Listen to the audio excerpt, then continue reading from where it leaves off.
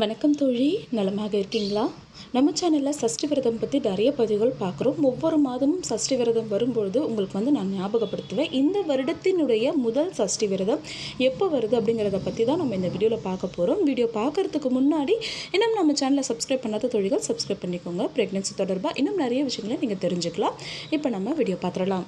நம்ம சேனலில் எக்கச்சக்கமான தோழிகள் இந்த சஷ்டி விரதத்தினுடைய பலனாக கர்ப்பம் அடைஞ்சிருக்காங்க. இந்த 2024 வருடம் உங்களுக்கு குழந்தை பாக்கியம் ஏற்படணும் அப்படின்னா வரக்கூடிய முதல் சஷ்டி விரதத்தை மிஸ் பண்ணாதீங்க. என்னைக்கு வருதுன்னு பார்த்தீங்கன்னா நமக்கு மாட்டு பொங்கல் அன்று, அதாவது ஜனவரி 16 அன்று நமக்கு சஷ்டி விரதம் இருக்குது. வளர்பிறை சஷ்டி விரதம். அதுவும் பார்த்தீங்கன்னா சஷ்டி விரதத்தில் நான் எப்போவுமே பிரம்ம முகூர்த்தத்தில் நீங்கள் பூஜை ஆரம்பிங்கன்னு சொல்லுவேன். ஆனால் இந்த வருடம் இந்த சஷ்டி விரதம் பார்த்தீங்கன்னா நமக்கு காலையில் 7:30 மணிக்கு மேலே தான் நமக்கு சஷ்டியை ஆரம்பிக்குது. அதனால நீங்கள் பொறுமையாக கூட எழுந்து இந்த விரதத்தை நீங்கள் செய்யலாம்.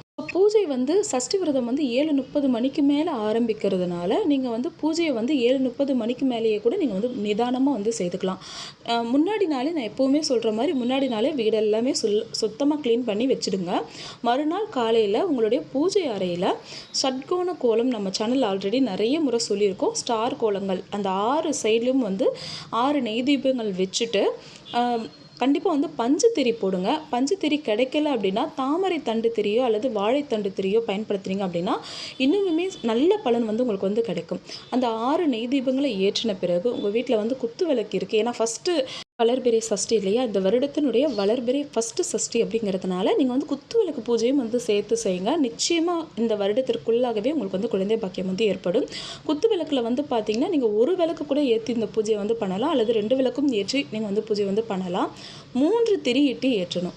5 முகங்கள் இருக்கும் இல்லையா ஒரு குத்து விளக்குக்கு, அந்த மாதிரி 5 முகத்தையும் நீங்கள் ஏற்ற வேண்டாம். 3 முகம் ஏற்றி நம்ம வழிபாடு செய்யும்போது சீக்கிரமே குழந்தை பாக்கியம் ஏற்படும் அப்படிங்கிறது தான் நம்மளுடைய நம்பிக்கை.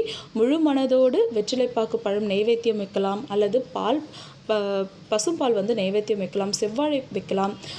செவ்வரளி மலர்கள் உங்களுக்கு கிடைச்சது அப்படின்னா அதை உங்களுடைய முருகர் படத்திற்கு நீங்கள் சமர்ப்பிக்கலாம்.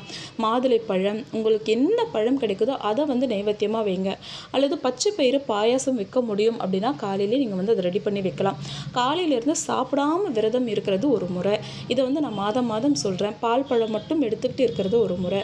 இல்லை காலையிலேருந்து 6 மணி வரைக்கும் சாப்பிடாமல் இருக்கிறது ஒரு முறை. இல்லை நீங்கள் டேப்லெட் ஏதாச்சும் எடுக்கிறீங்க, உங்களால் பசி தாங்க முடியாது அப்படின்னா சிற்றுண்டிகளாக எடுத்துக்கோங்க. இட்லி, தோசை இந்த மாதிரி எடுத்துக்கோங்க. அல்லது மதிய ஒரு வேளை மட்டும் உணவு எடுத்துக்கிட்டு காலை இரவு உணவு எடுக்காமல் இருங்க. ஸோ இதுதான் சஷ்டி விரதம் கடைபிடிக்கக்கூடிய முறை. நீங்கள் என்ன சாப்பிட்றீங்க சாப்பிடலங்கிறது முக்கியம் இல்லை, எந்த அளவுக்கு கடவுளை மனதார நினச்சிக்கிட்டே இருக்கீங்க அப்படிங்கிறது தான் ரொம்பவே அவசியம்.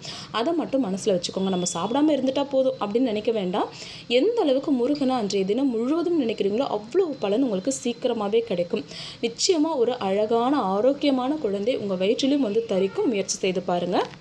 சாயங்காலமும் மறுபடியும் அதே போல் 6 நெய் தீபங்கள் ஏற்றி முடிச்சுட்டு உங்களுடைய விரதத்தை நீங்கள் பூர்த்தி செய்யலாம். பக்கத்தில் இருக்கக்கூடிய முருகருடைய சன்னதிக்கு போயிட்டு நீங்கள் முருகரை தரிசனம் பண்ணுறது இன்னும் கொஞ்சம் நல்ல பலனை உங்களுக்கு ஏற்படுத்தி கொடுக்கும்.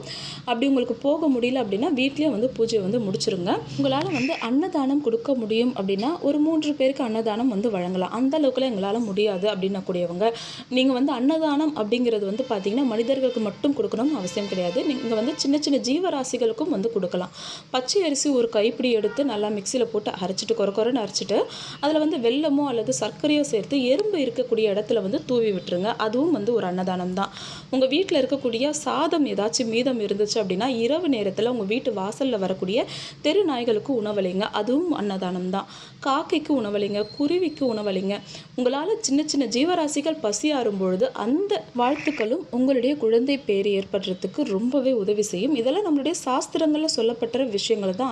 அதை தான் நான் உங்ககிட்ட ஷேர் பண்ணுறேன். அது மட்டும் இல்லாமல் இதுக்கெல்லாம் நீங்கள் உணவளிக்கும் பொழுது உங்கள் மனதில் வரக்கூடிய ஒரு சந்தோஷம் இது உங்களுக்கு ஒரு திருப்தியை ஏற்படுத்தும். இதன் மூலமாக உங்களுடைய ஸ்ட்ரெஸ் லெவல் குறைய ஆரம்பிக்கும். கண்டிப்பாக முயற்சி செய்து பாருங்கள். தினம் ஏதாச்சும் ஒரு உயிருக்கு நீங்கள் உணவு அளித்து பாருங்கள். நிச்சயமாக அதில் கிடைக்கக்கூடிய சந்தோஷம் வேறு எதுலையுமே கிடைக்காது. நான் சொன்ன விஷயங்களை ஃபாலோ பண்ணுங்கள். நிச்சயமாக உங்களுக்கு குழந்தை பேர் இந்த வருடத்திற்குள்ளாகவே அமையும். வீடியோ பிடிச்சிருந்தா லைக் பண்ணுங்கள். சேனல் பிடிச்சிருந்தா சப்ஸ்கிரைப் பண்ணிக்கோங்க. அடுத்து ஒரு நல்ல பதிவோடு சந்திக்கலாம் தோழி. நன்றி.